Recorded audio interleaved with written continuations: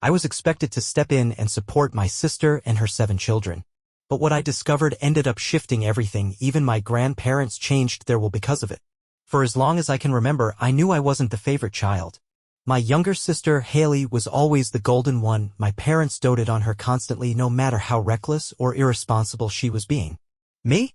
I learned pretty early on that if I wanted anything in life, I'd have to earn it myself. So that's exactly what I did. I hit the books hard, juggled scholarships with part-time gigs to get through college, and eventually landed a good job that paid well and gave me stability.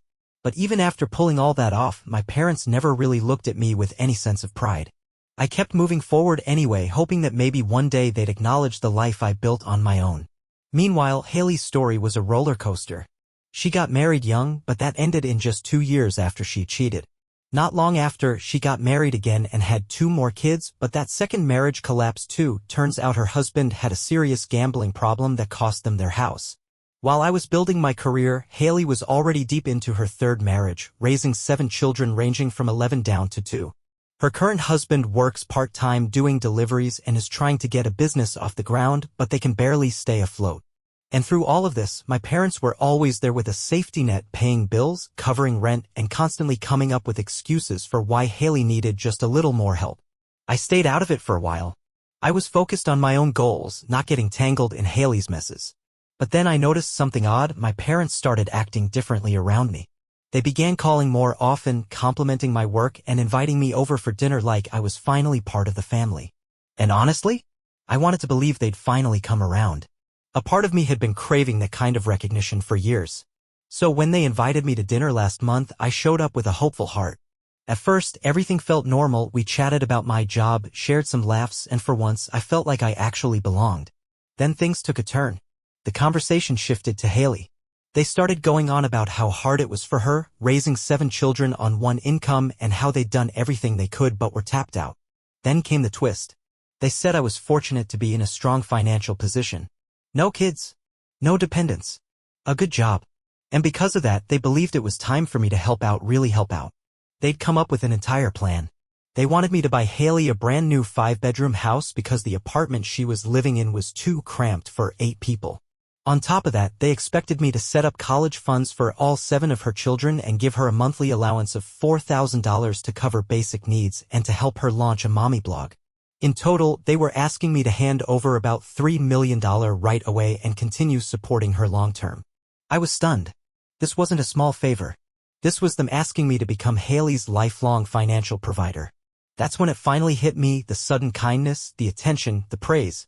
It wasn't real. It was a setup. They didn't see me as a son to be proud of. They saw me as a bank account. I took a deep breath and told them I was willing to help in small ways now and then, an emergency here, a bill there, but I couldn't take on a responsibility that massive. That's when the whole dinner crashed and burned. My mom burst into tears, accusing me of turning my back on the family in their hour of need. My dad called me selfish and ungrateful. He said I'd finally shown my true colors. They stormed out and I figured that was the end of it. But I was way off. Within hours, Haley flooded my phone with messages, blaming me for ruining her kids' futures. Even worse, she had her kids text me things like, "Uncle doesn't love us anymore." It was overwhelming.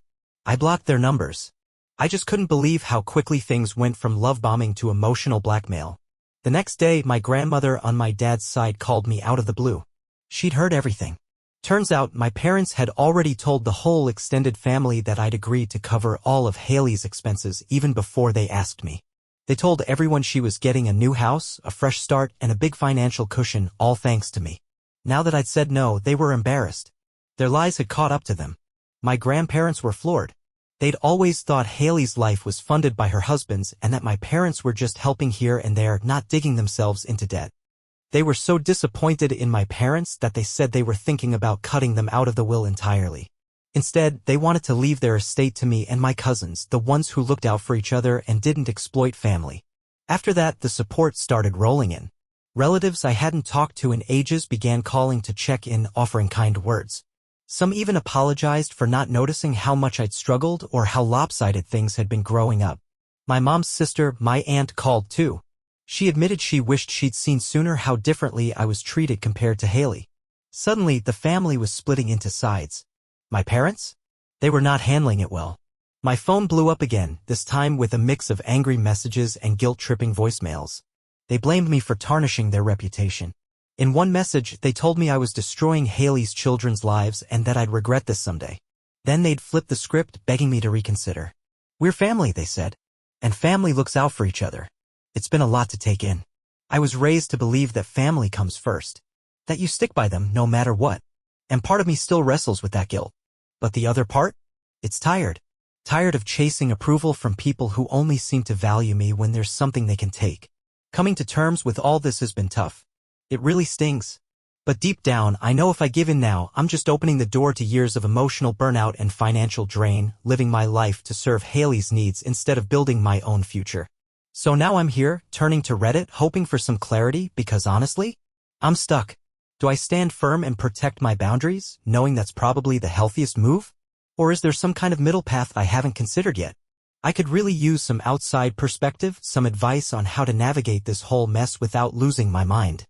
Update 1. Things with my parents and Haley spiraled faster than I could have imagined. Just a few days after I told my grandparents everything, they didn't waste any time. They kept their word and went straight to their lawyer to make sure my parents were removed from their will. Now, my grandparents are the type to avoid conflict like the plague. They've always been soft-spoken and kept things peaceful. So for them to take a step that drastic, it was shocking. Honestly, it sent a ripple through the entire family. Apparently, this situation, the lies, the manipulation, the years of enabling Haley was the final straw. But they didn't stop there. They called for a family meeting. Not something casual either, this was an official video call with pretty much everyone who mattered. Aunts, uncles, cousins, anyone who could be impacted or needed to hear the truth. I joined from where I live, far away, and even I wasn't prepared for what they dropped on us. Right out the gate, they got straight to business. Turns out, over the years, my grandparents had given my parents over $300,000. That money was meant to be shared equally between Haley and me to help with college, to support our futures. I was floored. All those years I spent busting my tail to stay afloat in college, taking loans, juggling scholarships, grinding through part-time jobs to keep up, I thought I was doing it all on my own. Meanwhile, Haley always seemed to live in a different reality where mistakes didn't have consequences and someone was always there to clean up after her. Now I knew why. That money I never saw a cent of? It had gone almost entirely to Haley. My grandparents were livid. They said they'd made their intentions clear, that both their grandchildren were supposed to benefit. But my parents rerouted everything, covering Haley's failed marriages, rent, who knows what else. They demanded my parents produce a full breakdown of where every dollar went. They even said they'd bring in attorneys if my parents didn't cooperate. Coming from them, that was wild. It showed just how betrayed they felt. But it didn't stop there. To make sure the next generation wouldn't suffer, they announced they were setting up trust funds for all the grandkids, including Haley's 7 children. The kicker? The money would be locked up and managed by an outside professional. No one in the family, not even Haley or my parents, would be able to touch it directly. It could only be used for essentials, education, healthcare, things that mattered. Honestly, that was a huge weight off my shoulders. At least the kids would have a shot at something stable without being dragged into the chaos. After that meeting, everything exploded. Relatives started reaching out, some shocked, others furious. As they pieced things together, stories started coming out. One aunt told me she'd loaned my parents thousands when Haley's second marriage collapsed, thinking the money was going toward food and basic needs.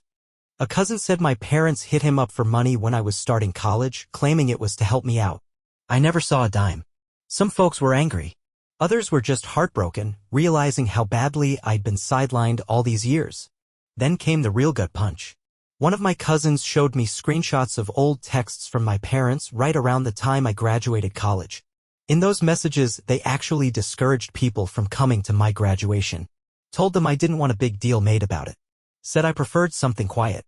Meanwhile, I was sitting there on that day hoping to see a few familiar faces. I'd worked so hard and they made sure no one showed up. All while Haley got parades for every minor accomplishment. And then, just when I thought it couldn't get more surreal, Haley reached out. She sent me these long, drawn-out emails. Each one was different. In one, she played the loving sister card, claiming she'd always admired me and never realized how unfair things had been. In another, she made herself the victim, saying our parents had manipulated her too and that she'd been blinded to the truth. But no matter the tone, every single message had one thing in common: she asked for help. It was like she couldn't help herself. No matter how she tried to spin the story, it always circled back to her needing something from me. She acted like we were suddenly best friends, trying to sweep everything under the rug, but it was so clear she still saw me as her financial lifeline. It felt like déjà vu. The same old pattern playing out again. She didn't care about boundaries. She didn't get that I was done being the family's personal ATM. And while she was doing her thing, my parents kicked off their own guilt campaign. Voicemails flooded in. Some were angry, some were tearful. One minute, my mom was accusing me of tearing the family apart and promising I'd regret it. The next, my dad was softly begging me to work it out privately, like none of this had to be a big deal. They even tried to flip the blame onto me, saying I was putting my grandparents in a tough spot and breaking the family apart. But none of that worked anymore. The veil was off. My grandparents had my back, and more of the family were seeing the truth. Some even called just to say they were proud of me for finally standing up and drawing a line. My aunt, the same one who used to ignore all the favoritism, called me crying. She said she was sorry for not seeing it sooner. She told me I deserved better. She told me she used to think I was just naturally more independent, that I didn't need as much help. But now she saw it for what it really was. I'd been forced into that role. My parents had poured all their energy into Haley, and I'd had to pick up the slack and figure things out on my own. As more relatives began to understand what I'd quietly dealt with all these years, they started reaching out, offering apologies, sharing little things they'd noticed but hadn't questioned at the time. It was a strange mix of emotions. On one hand, it felt like a weight was finally being lifted. People were finally seeing me. They were acknowledging the work I put in, the sacrifices I made alone. But at the same time, it reopened a lot of old wounds. All those times I felt invisible, like my accomplishments didn't count, like my needs weren't important, it all came flooding back. Even though things were making sense now, that realization didn't erase the years of being overlooked. And honestly, the fallout from all this has been absolutely draining. My parents still won't take any responsibility. They're more focused on their image than the damage they've done. To them, this is just another family squabble we should all move past for the sake of peace. They're desperate to hush it up and act like nothing happened. But I've let go of the guilt. For the first time in my life, I don't feel bad about standing my ground. I'm beginning to understand how important it is to have boundaries, even with family. Especially with family. Because if I cave now, it'll just be more years of being used, more years of watching Haley get everything while I'm expected to sacrifice. For once, I feel like I'm steering my own life instead of just surviving it. My grandparents have been incredible. They've made it clear they won't let my parents pressure me anymore. They even told me that if my parents try to stir things up again, they're ready to take further action to protect me. And just knowing that I'm not alone in this has changed everything. Lately, I've been thinking a lot about what family really means. For so long, I believed being a good son or brother meant putting myself second. I thought that's what love looked like, giving everything I had to keep the peace, to make sure everyone else was okay. But I'm learning now that there's a limit. Family shouldn't treat you like an ATM or guilt you into giving up your own happiness for the sake of convenience. And even though I'm holding my ground, I still wonder. Am I doing the right thing? Could I be handling this in a better way? I'm still working through all of it. There's a lot to unpack, and I'm taking it one day at a time. Just a few days after my grandparents made their announcement about the will, my parents finally reached out. But instead of apologizing or showing even a sliver of remorse, they sent this long, polished email, clearly something they'd spent time crafting, trying to justify everything they'd done. Not only did they defend favoring Haley, they practically bragged about it. They framed it as an investment, saying Haley had always been the more family-oriented one. And me? I was labeled the independent, career-focused child. Translation, I didn't need support, so they didn't give it. And here's where it got even worse. They claimed that asking me to fund Haley's life wasn't about money, it was about leveling the playing field. They said Haley deserved the same advantages I supposedly had, even though I earned everything I have without their help. Then came the kicker. They accused me of being selfish for not sharing what they called my excess wealth with family. Attached to the email was a spreadsheet. No joke. A spreadsheet comparing what they claimed to have spent on me versus what they gave to Haley. And they listed everything. I'm talking basic parenting stuff, food, clothes, housing, like I should be grateful they kept me alive. Haley's side? That list had wedding costs, down payments, therapy sessions, even a line item for emotional support during teen years labeled as priceless. I'm not kidding. It was so absurd it almost felt like satire. But the more I read, the more I realized they'd been keeping mental score for years. Probably just waiting for the moment they could dump it all on me. And as if that wasn't enough, they forwarded this whole mess to the rest of the family. I guess they thought people would side with them, see me as ungrateful. But it totally backfired. Family members who had stayed neutral started calling me up, disgusted. They couldn't believe my parents had actually tried to bill me for my own childhood while treating Haley like royalty. A few even apologized for not seeing how deep the favoritism went. My parents wanted to win sympathy. What they got instead was even more people turning away from them. Then my grandparents' lawyer stepped in. He sent a formal letter demanding a full breakdown of how the money they'd given over the years had actually been used. Because it was clear now, most of it had gone to Haley's failed marriages and personal messes, not the shared future it was meant for. If my parents didn't cooperate, my grandparents were ready to take them to court. And honestly, I couldn't blame them. I felt just as betrayed. It felt like this huge, tangled mess had been building in secret for years and I was only now seeing it unravel. And just when I thought things couldn't get more surreal, I heard from Haley's first ex-husband. He's the father of her 2 oldest kids. We were never close, but we were civil. He reached out and told me he'd heard bits of the drama and wanted to share his piece. He said my parents had pressured him to marry Haley when she got pregnant, offering financial support if he went through with it. I always knew that marriage happened fast, but I had no idea my parents had been pulling the strings behind the scenes. Most of that support, they promised? It came from the money my grandparents had given for Haley's and my futures. He told me he regretted not standing up to them sooner. Said he wished he hadn't let it spiral the way it did. And then, in typical fashion, my parents tried to undo the damage. They sent a second email to everyone, claiming their first message had been written in anger and that we shouldn't take it seriously. But no one bought it. That original email had been too detailed, too rehearsed.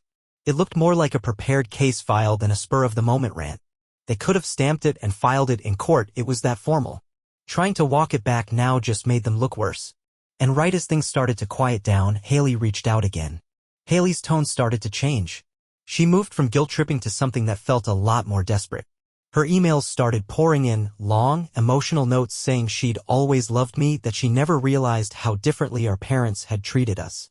She even tried to frame it like she never wanted to be a burden. But with 6 kids and a husband barely getting by, she was stuck. Her messages kept flipping between sweet and sorrowful.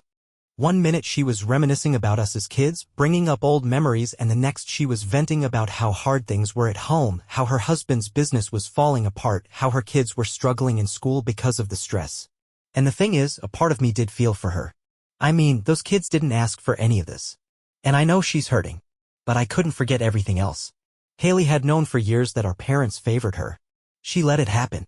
She leaned into it while I worked my way through school and life alone. And now, when things were falling apart, she wanted me to swoop in and save her. Reading her messages didn't make me angry. It made me sad. Because no matter what had happened, she was still my sister. And I didn't blame her kids. But I also knew I couldn't be the one to fix this. I wasn't responsible for cleaning up the mess she helped create. Then more stories started to surface. One of my aunts reached out and apologized. She told me she'd seen signs over the years that things didn't seem fair, but she hadn't spoken up. She even mentioned a time she offered to help me with college applications, but my parents waved her off, saying I had it all handled. The truth was I was drowning. Juggling job shifts, applications, schoolwork, I was barely keeping it together. Hearing that now? It stung. But it also helped. She finally saw it. And she said she regretted not stepping in when I needed support the most. Meanwhile, family group chats got awkward fast. Everyone was suddenly super kind, asking if I needed anything, offering help. And don't get me wrong, I appreciated the support. But it was a strange feeling. These were people who had barely been present during the hardest moments of my life.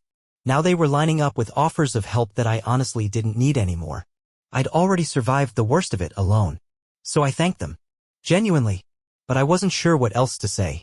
Even my parents' closest friends started pulling away. Some of them had bought into the whole narrative that I was just some cold, career-obsessed guy who didn't care about family. But once they read that email, once they heard what was really going on, the mask slipped. A few even reached out to apologize, admitting they'd misjudged me. One of them told me my parents had asked them for a loan, saying it was for family needs. They gave it to them, assuming it was for basic expenses. Now they weren't so sure, they suspected it had just gone to funding Haley's lifestyle. And yet, even after all of this, my parents didn't stop. They kept sending me messages, lecturing me about everything they'd done for me, insisting that I owed it to them to keep the family together. They accused me of tearing everything apart, of hurting Haley's kids, of destroying their reputation. It was exhausting. They refused to take any ownership. They acted like none of this was their doing, as if I was the one who'd gone rogue. But I stayed firm. I wasn't going to be guilted into patching up the holes they had punched in this family. It still hurts to say this is my reality. That this is what it's come to. That I have to choose between my own peace and what they call family loyalty. But the truth is I finally feel like I'm standing up for myself. And for the first time I think people are actually listening. That alone feels like progress. Update 3. It's hard to believe I'm even writing this, but things have finally reached what feels like an ending one none of us saw coming. After everything that came to light, my grandparents decided it was time to act. No more half measures. No more tiptoeing. They set up one final family meeting, and this time their lawyer was there too. The atmosphere was heavy. You could feel it. Like everyone knew something big was coming. There was a sense of finality, like a door about to close. But this wasn't just about venting emotions anymore. My grandparents had a plan. They announced that not only had they finalized their will, but they were taking immediate steps to make sure their assets could never be misused again. One of the biggest shocks was about the vacation house. For years, my parents had been living there rent-free. It was supposed to be temporary, but they had quietly turned it into their permanent home, assuming they'd eventually inherit it. Not anymore. My grandparents said they were selling it. The money would go towards setting up educational funds for all the great-grandchildren, Haley's kids included, along with my cousin's children. And to make sure the cycle ended with our generation, they introduced a new system, annual scholarships for any family member pursuing college or certifications. But here's the catch, the money would be handled by an independent third party. No family access. No interference. When they said that, my parents looked like the floor had dropped out from under them. Losing the house was one thing. Realizing they'd never get another penny from the estate, that hit them hard. For once, they didn't fight back. They didn't argue. They looked stunned. Beaten even.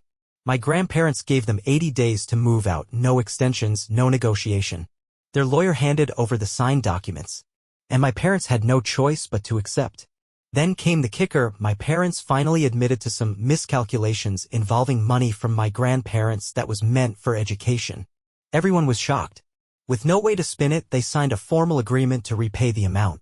It's going to be tough, they're downsizing to a small apartment and will have to seriously adjust their lifestyle. They've been living off family support for so long, I don't think they ever thought this day would come. As for Haley, it seems like she's starting to accept that the bank of family obligation is closed. Haley's safety net has finally unraveled. With my parents no longer in a position to hand out money like candy, she can't rely on them to float her through every crisis or pick up the pieces when her husband's business plans fall apart. But here's the thing, she's not spiraling. For once, she's not trying to guilt-trip me or paint herself as the victim. Instead, she's taking steps, real steps, to stand on her own. She recently enrolled in a medical billing and coding program. It's a smart move, something stable, something that can help her support her kids without leaning on anyone else. Her husband stepped up too. He's taken on extra shifts with his delivery job and seems to finally be putting in the effort to help keep the family afloat. Haley even emailed me not to ask for money, but to ask if I could help polish up her resume. And you know what? I agreed. It was a small thing, something I could do without opening that door to financial dependence again. It felt good to help in a way that didn't cost me my boundaries. But what truly caught me off guard and honestly warmed my heart was hearing from Haley's kids. They reached out through their dad, Haley's first husband, who I guess has been paying attention to everything going on. Apparently, my grandparents arranged for the kids to start family therapy. Turns out they'd been carrying a lot confusion, hurt, frustration after being caught in the middle of all this family chaos. And with the therapist's guidance, they've started unpacking it. The older ones even apologized to me for the texts they sent early on, the uncle doesn't love us anymore messages. They said they didn't realize how much pressure their mom was putting on me and they felt bad for being used like that. I told them the truth, it wasn't their fault. They're just kids. They were only doing what they were told, trying to make sense of a situation way too complicated for their age. I really hope therapy helps them see that the problems between the adults in their lives aren't theirs to fix. That's not a burden any kid should carry. Meanwhile, my parents, well, they're struggling to accept the new normal. They've started sending me random old photos, snapshots from my childhood, each one captioned with lines like, "Remember when we were happy," or "Don't forget who raised you." It's hard to say what they're trying to do. Are they reaching out from a place of regret? Or are they just trying to manipulate my emotions one more time? Some messages talk about their sacrifices to raise me. Others paint them as victims who've been cruelly abandoned by the people they loved most. They're also out there telling anyone who'll listen that the family turned on them. They've crafted this whole narrative where they're just misunderstood parents who only wanted to help Haley. But I think most folks see through it now. Conversations with them are polite but distant. No one's buying the act anymore, and people are keeping their distance. As for me, this whole journey has been nothing short of eye-opening. I had no idea how deep the favoritism ran or how long I'd been manipulated. But through it all, my grandparents have been my rock. They've shown a kind of quiet strength and fairness I never really appreciated before. Now, they're actively making sure the next generation is protected, putting systems in place so no one else gets treated like I was. It's been rough, no sugarcoating that. But it was necessary. Necessary to face the truth. Necessary to understand who was really in my corner and who just saw me as a walking wallet. At the end of the day, I'm thankful. Thankful for the people who stood by me. Thankful for the clarity. And maybe most of all, thankful I finally found the courage to stand up for myself.